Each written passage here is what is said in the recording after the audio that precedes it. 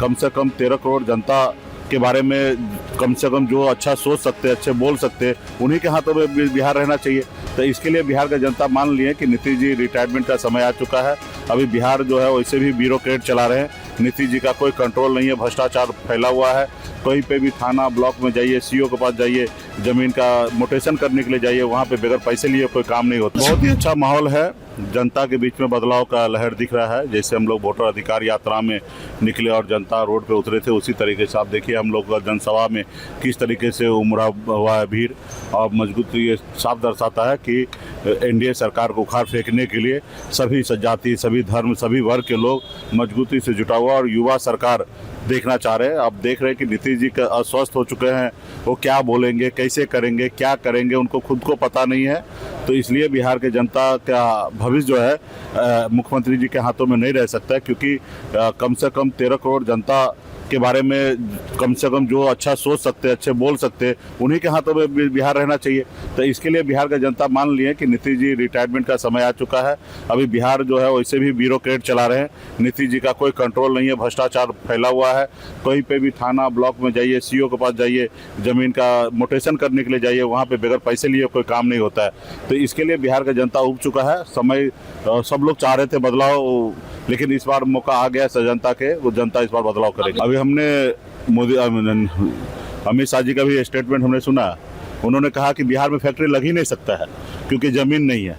अब बताइए, टॉप 10 में हमारे राज्य कृषि में आता है, ऐसे आसमान में हम लोग खेती करते हैं क्या? यहाँ पे फैक्ट्री क्यों नहीं लग सकता? आप लगाना नहीं चाहते हैं, आप इसलिए नहीं लगाना चाहते क्योंकि बिहार के जो युवा है वो लेबर बन के आपके गुजरात में जाके काम करे, आपके दूसरे प्रदेश में जहाँ आपकी सरकार है वहाँ जाके काम करे, वहाँ की सरकार के तरक्की, उस राज्य को तरक्की करना चाहेंगे। ये बिहार के युवा को आप नहीं ना चाहते कि बिहार के लोगों को बिहार में रोजगार मिले?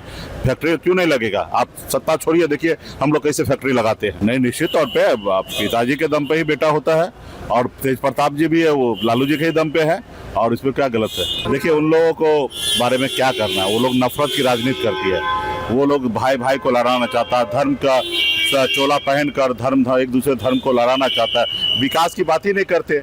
वो बताए कि 20 साल से नीतीश कुमार जी के शासनकाल में बिहार में क्या हुआ, 11 सालों में मोदी जी का शासनकाल में क्या उन्होंने 2 करोड़ युवा को हर साल नौकरी देने का बात किया, वो पूरा हुआ क्या? तो आप बिहार में मोदी जी का कल हमें स्टेटमेंट सुन रहे थे, शहर समस्तीपुर में डाटा वो फ्री कर दिए, डाटा फ्री कर दिए रील बनाने के लिए। आप बताइए, वो मोदी जी बोल रहे कि रील बनाना, ये मतलब इससे समाज आगे बढ़ेगा? अब पहले वो तो पकौड़ा बेचवा रहे थे युवा को, अभी रील बना के नचवाने का सोच रख रहे हैं, क्योंकि उनको मालूम है कि देश में ना बेरोजगारी बढ़ा हुआ है, लोगों के पास काम धंधा नहीं है, अब उनको कुछ तो टाइम पास चाहिए।